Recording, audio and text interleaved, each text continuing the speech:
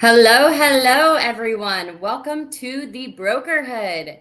My name is Christina McGarvey, and I am here with Business Alliance Inc., or as most people say, BAI. Thank you so much for hanging out with us today. So, whether you're listening in live, or you're on your commute, or you're winding down after a busy day, we are truly glad that you are here.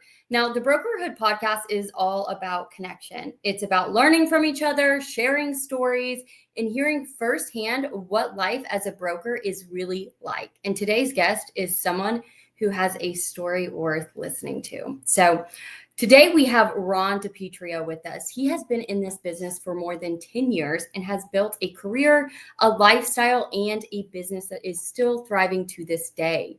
So in this episode, we are going to be talking about how he got started, what's keeping him going through the ups and downs, and the kind of life he's been able to create because of it.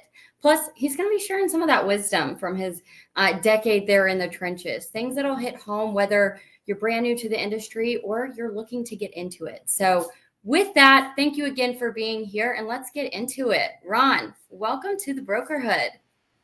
Thank you, Christina. It's great to see you again. Yeah, absolutely. So diving straight in here, Ron, before franchise consulting, what kind of work were you doing? Tell us, so how did that kind of shape your transition into this business? Sure. Well, way back in 1980, I started a landscape construction company. Very small, worked on my basement. Um, Grew it to a substantial size company by acquisitions of other companies and internal organic growth as well. I was very fortunate I was able to sell it in 2008. And just before things went the wrong way for a lot of people, so I feel very blessed for that. I took a few years off, and to be honest with you, I got bored, and people were calling me and asking me to do some consulting work in the industry, and I started doing that for some people. I helped them out, and I wanted to do more because I enjoyed helping people.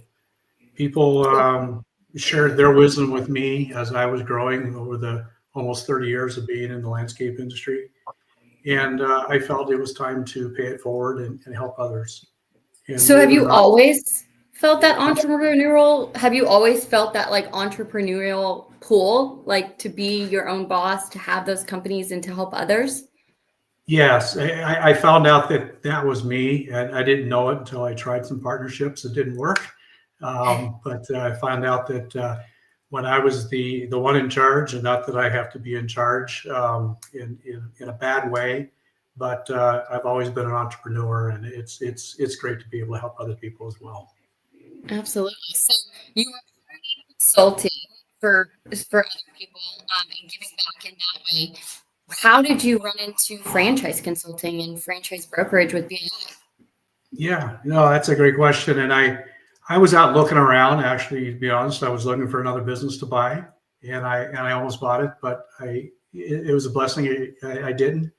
My wife and I we have two homes, one in Central Oregon and one in Southern California. So when I ran across franchise consulting, I found out that I can do this wherever I'm at, and I didn't have to be in one particular place. I didn't have any overhead. I didn't have to worry about employees. If I want to be down south, and if I want to play golf, I'd play golf. If I wanted to consult, I can consult. So it worked out great for my lifestyle, and it was a good balance between keeping me busy, keeping me out of trouble, keeping me away from my wife to keep her happy, and just being able to enjoy helping other people. Absolutely. So when did you actually start your consulting business? What year was that? I don't even remember, to be honest with you. It's been a good 10 years, I believe, Okay. but I don't have that. I'm sorry. No, it's okay. I probably should have that too, right? But that's okay. I was just curious. So, what do you think has helped you stay consistent year after year through consulting? You know, through the ups and the downs, and the years that you just hit it out of the park, and the others that you have a lot more time to golf. Yeah, it has. You have to want to enjoy what you're doing, and as I mentioned, I had people help me, and I'm helping people, and I really enjoy that. I like to see other people succeed. And I think that's what keeps me going the most. Again, if I can be wherever I'm at in Oregon or in California, and knowing that I'm making a difference in people's lives across the country, it's a great feeling, and it's really what keeps me going all the time to knowing that I am making a difference in people's families. Absolutely. Now, when you first got started, do you feel like the how engaged you were and how motivated you were is a little bit different now than it was back then? Yeah, when you first start, it's something new, it's something different, and you kind of get excited. Although I started the wrong way, to be honest with you. I started too slow, and I wanted to make sure everything was. I knew what I was doing, and I didn't make mistakes. But as people I talk to today that want to get into this, I tell them forget about that. Just jump in with 2 feet and go for it, because the best way you're going to learn is by making those mistakes, and it keeps you active. It keeps you engaged going forward. Today, I still make mistakes. We all do. But today, what keeps me going is knowing that I'm out there and I'm doing something I enjoy. And, naturally, a payday once in a while is always nice. That helps you going too. Absolutely. So, one of the things I wanted to ask you, actually, it stems right there, is, what's one lesson that you may have learned the hard way that you would help somebody avoid? Or would you say, don't worry about making mistakes, like you just did, it's going to happen? Or is there one that does stick out that you said, learn from me, here's what you should do different? It, I think what I mentioned is go for it. Biggest mistake I made is I took too long to get started, and it got frustrating, and it can be frustrating. And luckily, I was in a position that if I didn't make a sales for a few months, it was okay. And I think some people that they put too much pressure on themselves, and you shouldn't do that. And I think they put too much pressure on themselves, knowing that they have to make a sale, they have to get a closing done. Um, but the best way to do that is to continue to get out and talk to people. Um, just a quick little story. I would do validation calls for BAI, and at the end of them, I would always tell people, hey, if you ever have any questions, you got my name, my phone number, my contact information. Feel free to reach out. And believe it or not, one person did it one time. And the guy called me back and he says, Ron, you know what? This thing's a scam. I said, what? What are you talking about? He says, it's not working. I says, well, how many leads have you taken? He said, 8. I says, well, go out and get another 100 and see what happens. Well, sure enough, 3 months later, he called me back and thanked me. So I think people have to understand that this doesn't happen overnight. It doesn't happen with every phone call. But as long as you're consistent and you've got your irons in the fire, things are going to fall in place for you. Absolutely. I love that. I love that he came back to you too and told you his successes, not just, the struggles that he faced. So awesome.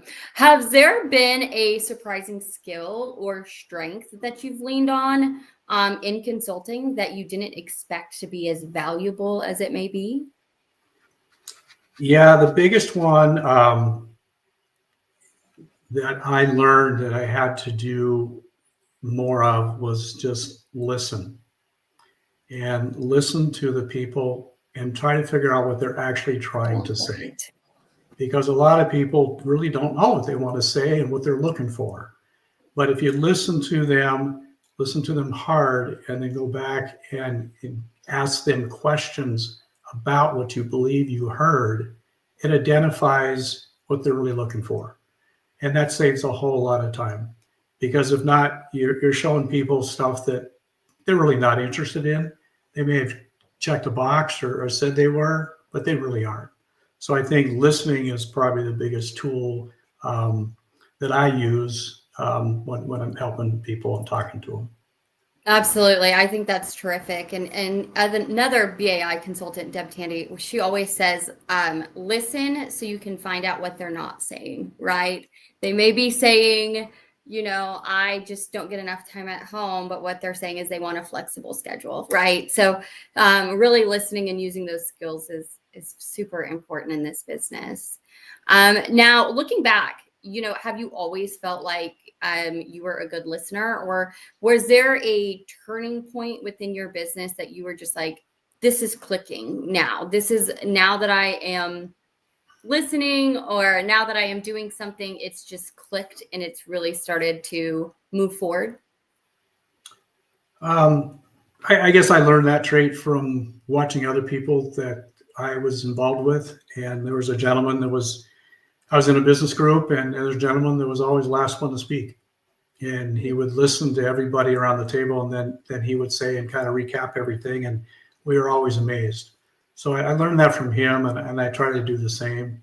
But it's hard to do that. It's very hard to do that. A lot of people want to interject halfway through somebody's sentence sometimes, and like they know it all. That they listen to me. I'll tell you what you need to know, what you need to do, and I think that just turns people off. And so it's the person on the other end has to know that you're there to help them, and that to me is very important. Should kind of expand on it, because I think a lot of people, come into consulting thinking they have to be the master or the know-all and have to instruct people. And really, it's just guiding them to help finding that right decision. So, do you find that when you're doing that, on your first initial call, you're silent and then you start the coaching aspect of it, or how do you lean into that? Yeah, that's a tough one because you're meeting somebody for the first time and they don't know you, you don't know them, and they think they're there to that you are there to sell them something. And I always tell people we're not selling anything. We're really just a matchmaker, and we're here to find out what's best for you. So if you listen too much, there might not be a conversation. So you have to be able to, keep the conversation going. And some people, once they know that you're there to help them, and I share that with them, they will open up to you. But a lot of people are afraid to talk to the stranger on the phone for the first time. So it's a matter of Absolutely. getting them engaged and getting them comfortable. Are there some like key things on that initial call that you're listening for? So like that first connection with a candidate, is there key things that you're listening for? Yeah, I'll ask questions about what does your spouse think about this, and if I don't get the positive answer, then I know that it's probably not going to go the right direction right away. Um, I, I'll ask them their time frame. I'll ask them their budget. I'll ask them their interests. Just ask them questions to try to find out which way to guide the conversation. Because a lot of people, unfortunately, in this business are tire kickers, and they want to talk to a lot of people, and they want to try to get the best deal. And there is no such thing as the best deal. All the deals are the same. So it's just a matter of listening and trying to figure out what they are really trying to accomplish. Absolutely. And if you do think they're a tire kicker, is there a specific way that you let them down, or is there I guess, a time frame that you continue to work with them before you're like, I know this probably isn't going to go anywhere? Yeah, there's some people that will say if they don't return my call the first time, I don't call them back. I wasn't that type of person. I'm not that type of person. I will stick with them, and eventually I'll send them an email and ask them to kindly, respond if they're interested or not. Just come out and ask the question, and that sometimes will get them to respond because they know I'm a human being myself, and hey, let's respect everybody's time. But everybody has their own method, and it doesn't work the same for everyone. I was on a call just the other day, and the guy thanked me for calling him and having a conversation with him. He says the last guy I talked to, all he wanted to do was text. So it's hard to find out if people want to text or people want emails or people want a phone call, but you have to. I do the phone call because that's me, and then I find out later they would write, and I ask them afterwards, would a text be okay? And they say, I prefer that. Okay, now I start texting you. So you have to find out what they want, and everybody's different. Maybe you need to be a little bit of a magician to figure that out. But keep asking the questions until you get your answers. Absolutely. I love that. Yes, somebody has to be a magician for me. If it's a work call, then I want them to call me during business hours. If it's not a work call or just like a quick question, then text me. So I understand that I would probably be a difficult one to figure out in that, but that's okay. So advice. Let's talk about some advice that you would give to the audience, people that are looking at becoming a franchise consultant. What do you think they must understand about this business or to succeed? What are some of those pieces of advice you'd give them? Yeah, I would say you have to go in with the right expectations, and that the expectations is timing and money. You need to have enough money to get started and make sure you do your proper marketing. And you have to understand that this probably isn't going to happen overnight. And what you really need to do is build that pipeline. And the more people you have in that pipeline, the easier it's going to get. Because somebody may be looking today, but they're going to call you back a year and a half from now. You stay in front of them because timing wasn't right. And they were just looking at first, and because you're educating them. You don't know, and that's what I try to do is help them and let them know what it's all about. And they thank me for that. And then when the timing is right, they'll call back. But if you don't have enough time and money, meaning you need to get sales done right away, and you don't have enough money to do the marketing, I tell people just don't get started. Don't frustrate yourself. But if you have those two, it's great to be involved with. It can be very lucrative. And it's very self-rewarding. When you first got started, were you investing in the marketing? Did you lean on the contacts that you had within like your social network from businesses and consulting in the past? I'm sorry, you're breaking up there a little bit. I didn't quite get the entire question. Oh, I'm sorry. Can you hear me better? There you go. Yeah. I was just talking when you first got started within in the business in developing your pipeline, were you doing a lot of like online marketing or were you tapping into your personal connections from, being a consultant and running your business for 30 plus years? Both. I started with my personal, and what I did is I sent emails out to everybody telling what I'm doing now. And it's amazing. I got a response from them, but they had a son or a daughter or a cousin or somebody else that they passed the name on to. So I suggest you go through and send everybody out that you have, along with doing your online marketing. So as I mentioned earlier, I think I started too slow and really just go into this thing. The nice thing about the online marketing is you can turn it off anytime you want. So if you get too busy, you want to make sure you get back to people in time. You turn it off and then turn it back on. But you need to have as many of those as possible coming at you at one time. Awesome. Okay, so I like this next question because I am a planner. I have to write it down to get it done. So are there any habits, routines, or daily disciplines that have been game changers for you in running your business? Time blocking, anything like that? Well, a good CRM system is very important. It keeps me very well organized. I don't know how people do it without it, but I have all my information in there, and it tells me what I need to do. So which is nice.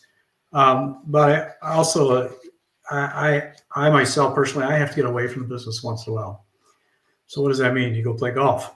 You got to clear your mind. You've got to be able to come back to this, refresh, and that's where you're going to help people the most. So just stay organized, stay positive, make sure you enjoy what you're doing. I mean, I enjoy this more in helping people than anything else, and that's what keeps me motivated and keeps me coming back. When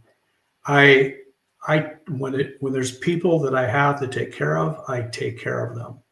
When there's a gap, I go take care of myself. So you have to find that balance.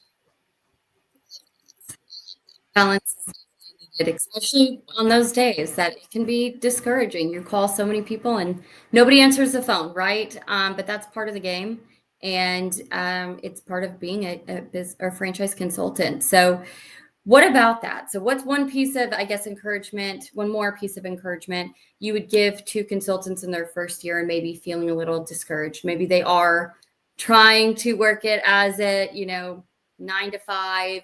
And getting discouraged because they're calling those leads and they're just not getting anywhere with them. What's a piece of advice that you'd give them? Yeah, what I was fortunate. What I did is I built a lot of relationships with other brokers and people in the industry. So it's easy to pick up the phone, and which is something I really like about this too. I built some tremendous relationships, and you can pick up the phone at any time, or send them a note through LinkedIn, or send them an email or whatnot. And when they get time, they get back to you, and you find out that you're not alone. You're not the only one that has this problem. You're not the only one that is struggling today, and it makes you feel better because it's not you.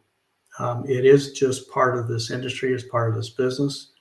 But on the other side of it, when things are rolling and you're having trouble keeping up, you've got to get into that mode as well. And then when you start doing, as long as I have, and get as many gray hairs as I have, you think about the good times to help offset the bad times. So it's very important to me to know that I have other people I can call, or other people call me. Hey, what's going on? What's happening with this? What's happening with that? And believe it or not, that picks you up. It's very positive. So make your relationships, get out, meet different franchisors, go to the different events, go to different functions, and it's great to see everybody together, and you're really all doing the same thing. Yeah, let's continue on that. How do you like the BAI community and being part of the network? Tell me some of your favorite things about being part of BAI. When I started, probably the first few months, there was an event in LA, and I went down and participated. And then they were doing a bunch of mini ones around the country, and I tried to attend as many of those as possible. And that was wonderful for me. It got me. There is a language that you learn, that you talk when you're in this industry. And so having those types of events on, I highly recommend that you attend them. They're wonderful. And again, that's where you build those relationships so you can help yourself out going through it. BAI does a great job with their weekly meetings. And I always tell people there's too much information. Try not to absorb it all at one time, because you'll drive yourself crazy. But whenever you need something, it's there, and they are there to help you.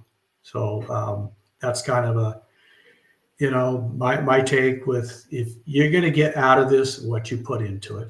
And a lot of people want it, but they don't want to do anything for it. So it's a great business, a great industry. It's not for everybody, but it works very well for a lot of people. Awesome. I love just everybody listening in. Ron and I actually met at one of those local events in Boston several years ago. And we were talking about that a little bit before the call, but it was when I was with the franchise brand and BAI was hosting an event, and we both went there. And I remember my husband kind of taking little nuggets. My husband, it was our anniversary, so he came up and visited, and we had a long weekend. And Ron was telling him some little nuggets about business ownership and things, and he still talks about it to this day. So definitely those events and making those relationships and connections, they really do last, and it's an absolutely terrific thing to be a part of. So, so what is today? On to today. What is your favorite part of this business? Oh, I've probably mentioned it a few times already. Just helping people. To me, it's more about knowing that I'm helping people, and the money comes after that. I try not to look at it that way, but knowing that you're doing a good deed, and knowing that people call you back later, whether it's the one gentleman I mentioned earlier, or people that I've helped get into business, and they call me back and thank me. So it's a lot of self-satisfaction. It's very rewarding. And that's probably number one for me. Or an estimate of how many people you've helped get into business ownership? I probably falls in the same line. I don't know when I started. Just as many people as you can, right? As many people as you can. There we go. So Ron, in 10 years in, what keeps you excited for the future about keeping this business going and excites you to continue?